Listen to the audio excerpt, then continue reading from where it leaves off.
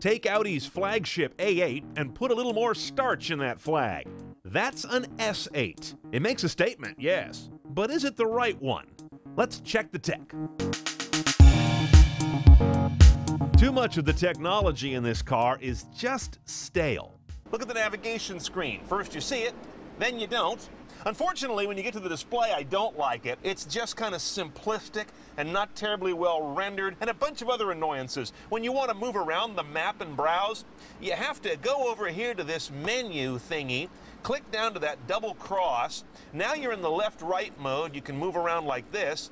Then click again to get the north-south mode. It's like playing with an Etch-a-Sketch. There's no live traffic on here, so good luck. You gotta listen to the radio to find out where the problems are. And of course, this is all controlled by Audi's old stale MMI, which is this turn and clicky thing here. The four corner buttons, those correspond to the four corner menus in the screen, but what kind of a wacky interface is that?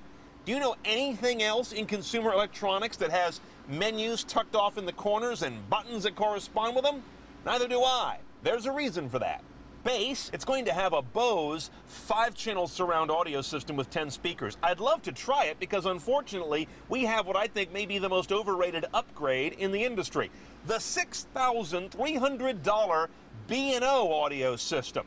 It puts 14 speakers around the cabin. You got the two pop-up, what do they call them, dispersal lenses or something up there. I think that just means tweeter in $6,000 language.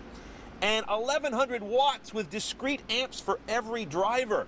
But it doesn't sound good. At least not with compressed signals like Sirius satellite radio or any of the MP3s you'd play on your iPod or what have you. It does sound very good with CDs, but not $6,000 good. No HD radio yet available in this car. That's also kind of stale. You do have this Audi music interface, so you've got a cable here. This one's the iPod connector, but I've got a whole bunch of adapters here, and you can plug these in to get either, what's this? Aux, USB, let's see, here's a mini USB. Look at that, 6-disc CD changer over there in a different zip code. That's really old design too. Can't that live up here where I can get to it? And even when I do get there, I can't put a DVD in there because it doesn't read those, so I can't watch a movie while I'm parked. More importantly, there's no rear seat entertainment system in this big Luxo barge. Another reason they got to refresh the tech in this car, when I'm on the map, let's say, I don't see anything in there like my music information. I've got to go look over here on the driver information center, which is fine, but only the driver can see it. Everything's push button in this car. The engine starter is a push button. The engine stop is a separate push button. I've even got one hidden over here, which I couldn't read, but I pushed it, and the steering wheel got hot. So I assume that's the steering wheel heater, or a short.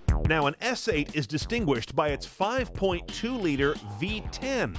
450 horsepower, 398 foot-pounds. Big numbers, but more impressive is this engine's absolute jewel-like quality and its eagerness to both rev and pull tree stumps out of the ground.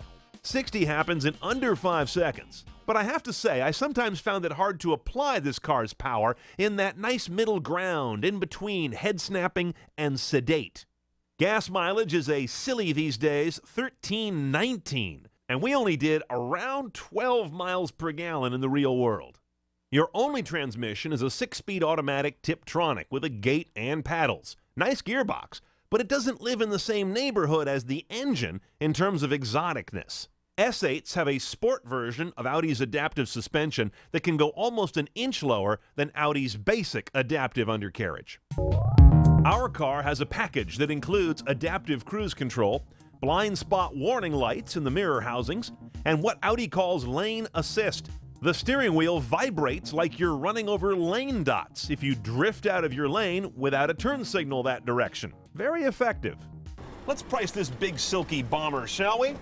Your S8 base is going to run about $92,500, but that's a little misleading because you've got to add in the destination charge and a walloping gas guzzler tax of $2,100. Now you're closer to $95,500. The big options are, tech-wise, the B&O audio system, $6,300. I just wouldn't go there. And $3,500 for the tech package. That gives you the adaptive cruise control, the blind spot warnings here in the mirrors, and that vibrating wheel that tells you when you're drifting.